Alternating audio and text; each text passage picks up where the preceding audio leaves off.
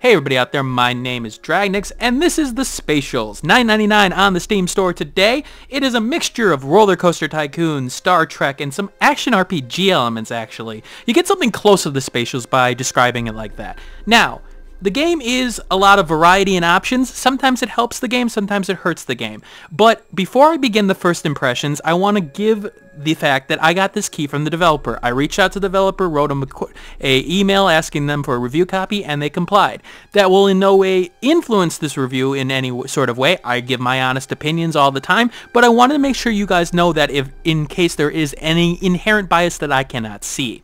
So, I overall enjoyed this game, but I want to show you exactly what it's about because it's going to be for a certain kind of player in my opinion. So we will go right into the main portion of the game, and by main I mean there's about 3 or 4 main portions of the game. That's where things get a little bit weird. So I'm about 6 hours into this, I want to say. I have restarted at one point, but this is my space station. Now, in the essence of you are a person, or you've made your way up to management or something like that, and you are now in charge of the space station, and what you have to do is keep the visitors and your crew happy. Obviously, I'm not doing a very good job of that at the moment, but, you know, sometimes management needs to be a little bit harsh. But, so, what we've got here, we've got a bunch of different rooms and a bunch of different options. This is very similar to Roller Coaster Tycoon. I can build rooms and build different items for people that what they want. So, for example, Lauren Matuscata here wants some rations, some pizza, and some basic soap. Because after eating, of course, you need to wash your hands.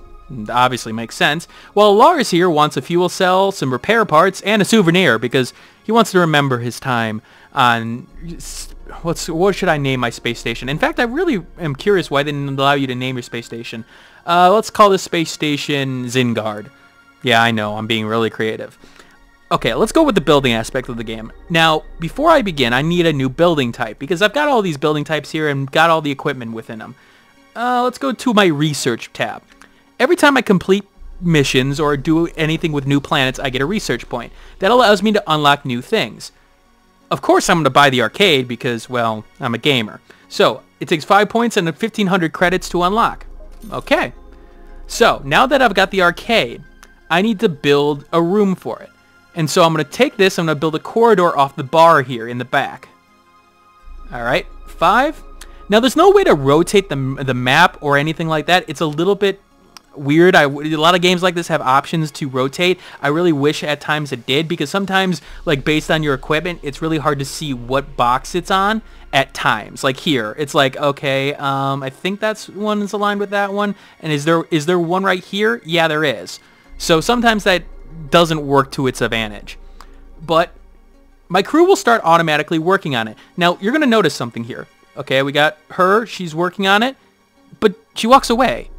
Yes, the weird algorithm with this game in terms of building very early on is the fact that sometimes it makes the choice, the optimal choice at that time of who to build with. Now, each of your crew member have fatigue and tiredness and hungerness. It seems like it tries to maximize the effectiveness of them, and so it'll choose somebody who's completely across the map, and now he's going to build this next section of it.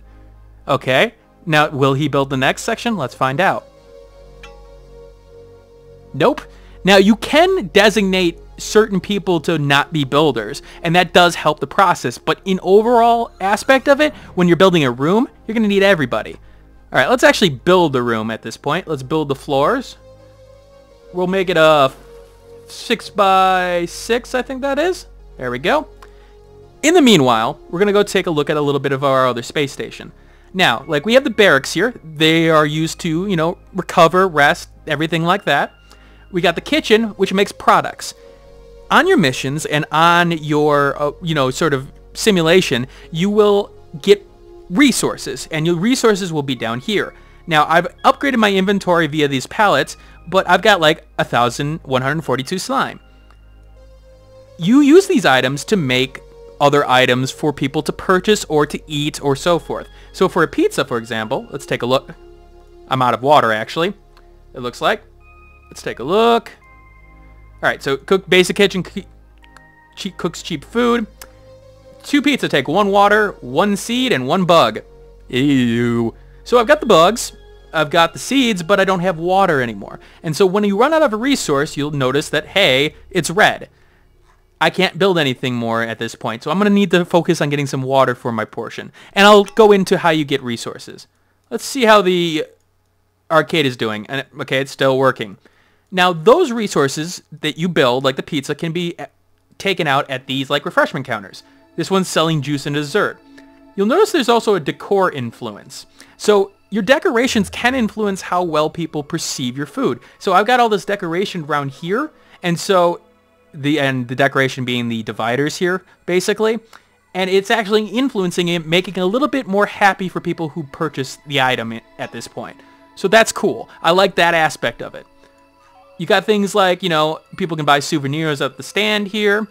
Now, you'll notice there's a production queue and a minimum stock. Let's go over to, let's say, the chemical workshop. I can build basic soap via water and oils. Okay, I can't actually build that. I can't even actually build that either. But I can tell it when it has the resources to build 10 of them via a task queue. Now, sometimes you can hit infinity.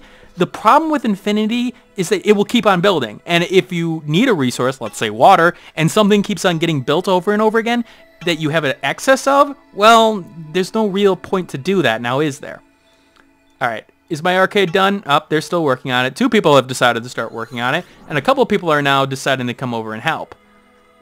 All right. So in terms of the simulation aspect of the game, it does a lot of good things in terms of sort of bringing back to the Roller Coaster Tycoon.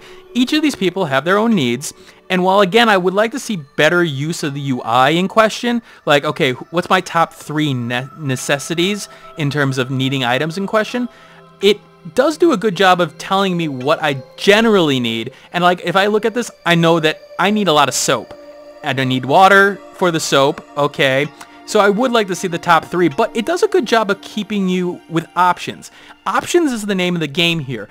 You have a bunch of things you can build. I can build a workshop. I can build a kitchen. I can build a nuclear workshop in my... Where is my workshop? I forget where my workshop is. I don't have a workshop? No, I know I have a workshop. Oh, it's over here. I don't think I can build it because I may not have the resources yet. Yeah, I gotta figure out exactly what's going on with that. Oh, right. Doit. I'm stupid. So I could build a nuclear workshop and a medical workshop. So there's a lot of items that you can get and a lot of things that people will want, and the more you have, the more you can build. Alright, my arcade looks like to be done here, so let's go and get some arcade stuff in there. Let's get a cabinet. Let's get a pinball machine.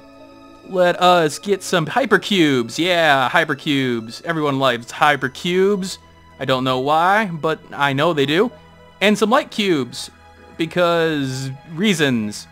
I know I'm not the most aesthetically pleasing person, but I have an arcade now. Cool. So that will help in bring up the products in question, selling green tokens. Tokens I think are used to buy like prizes in this section. So the simulation portion works, but how do I get these resources? Well, I complete missions. And let's go complete a couple missions right now. But first we'll look at our crew. Now here's our crew. Here's Eldridge here. Eldridge is level 7. He is one of my stronger characters. I have 32 officers on staff. I can hire more as I need them. As you level up, you'll get more and more stats that you have to take care of. Like, for example, thirst and hunger and sleep. Hygiene is not important yet. I need to be level 8. But you get more items, like plus 10 energy, plus 10 work speed, so on and so forth.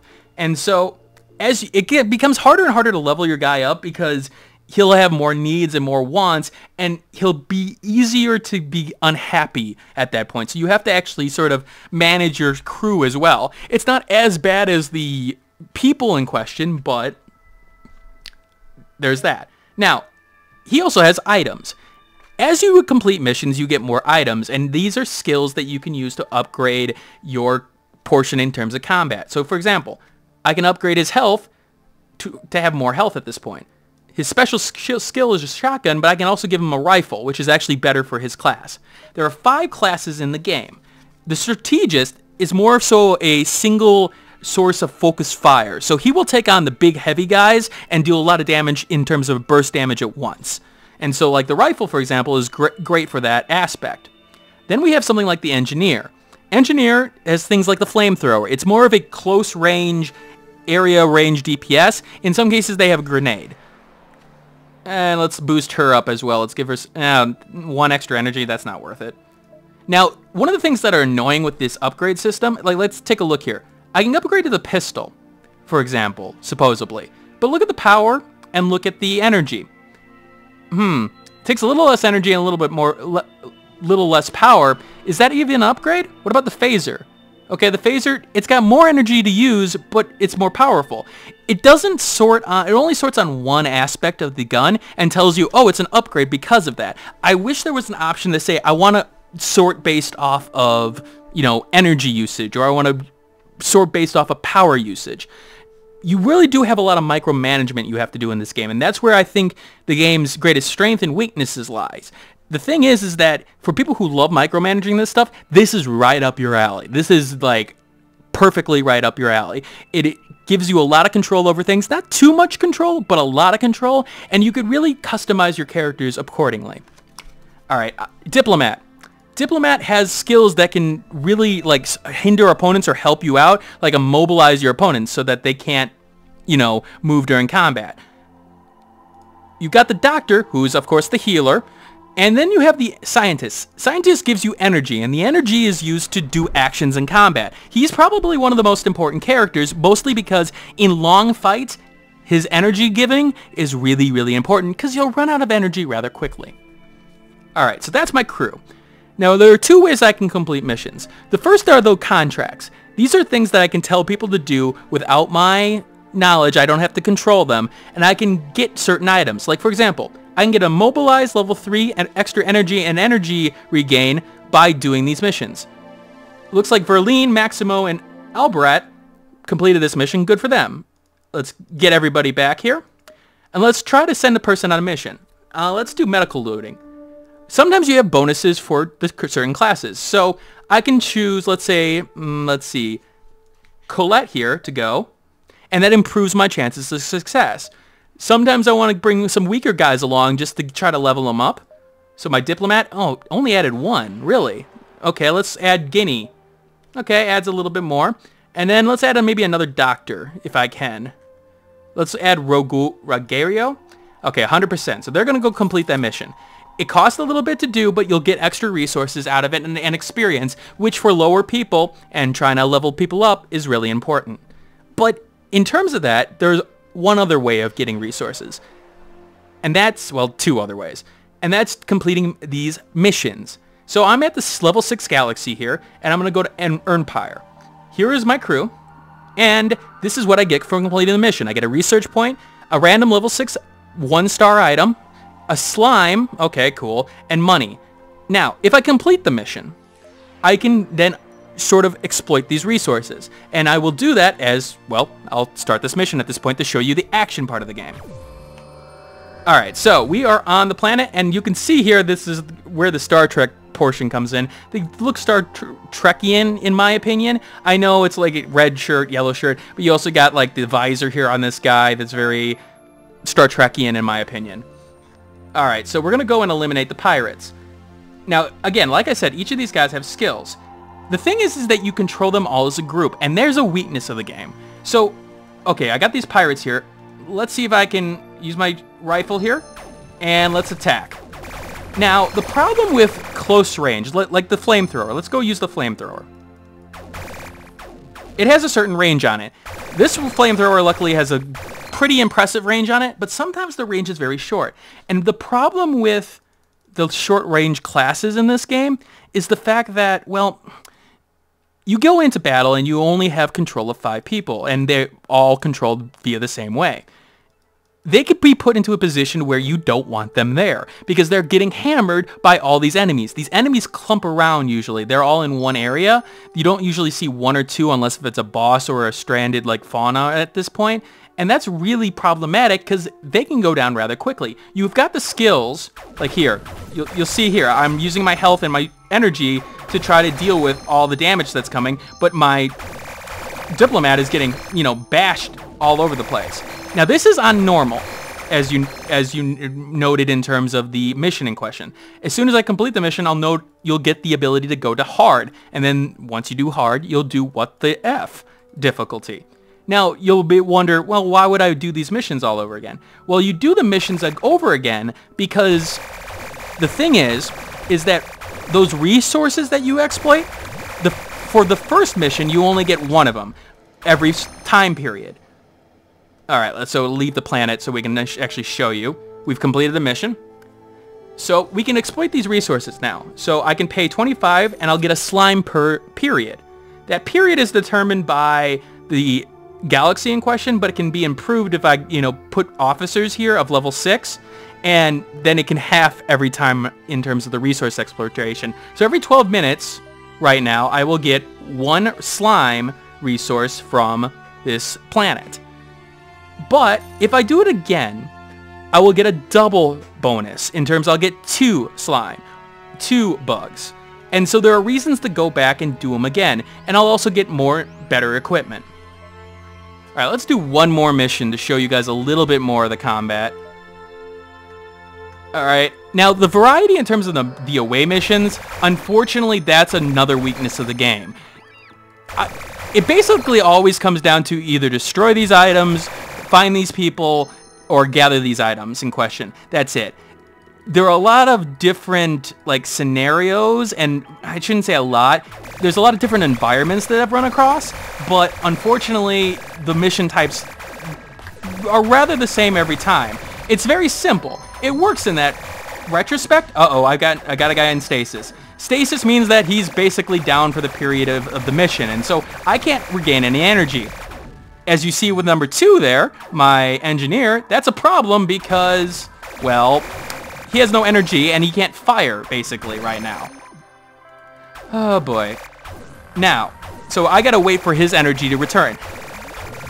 You really have to manage everything in this game, and if you go into a mission that you're not ready for or you're not paying attention, you will get screwed and you'll have to leave at that point. I do wish the combat was better technically and better, implemented.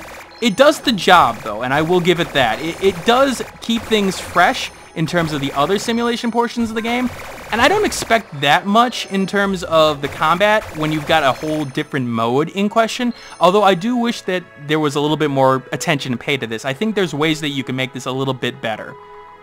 Alright, I'm actually going to drop out of this mission because I already got 2 people in stasis. But that is the Spatials at this point, and so I've got more resources now to buy with more things. Let's see here. Did I get any water in that last portion? I did. And so I was able to get more water for these guys, and now they're able to make some more items in question. Cool. So one feeds the other, which feeds the other, which feeds the other. It does a good job of keeping the variety up.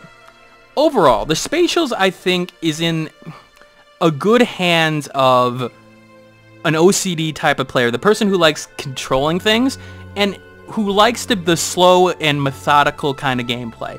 I don't think this is a game for people who want action.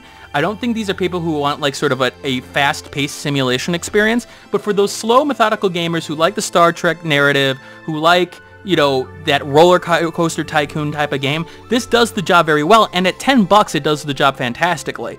There's a lot of content here for you to play with. It will be slow at times, it will be problematic at times, but if you like those kind of simulations and dig into things, I really do think you'll enjoy this game on a simulation level. Alright, this is Dragnix signing out. I hope you guys enjoyed this video. Now, I will keep a link in the description below of the Steam review that goes along with this. If you do like this the review that's written as well as this video, give that a recommendation. It helps, bring things to the channel in terms of, more people seeing it, and makes me improve my content because then I may have more time, blah, blah, blah, blah, blah. All that jazz. Like, comment, subscribe if you would like to, and share this video with somebody if you would like to as well. This is Dragnix signing out. I hope you got an idea of exactly what the Spatials has to offer, and I will see you later. Hey, thanks for watching. If you have a chance, leave some feedback and comments below. If you liked the video, hit that like button. And if you want more content like this, hit that subscribe button. This is Dragnix signing off, hoping that gaming brings as much fun to you as it does for me.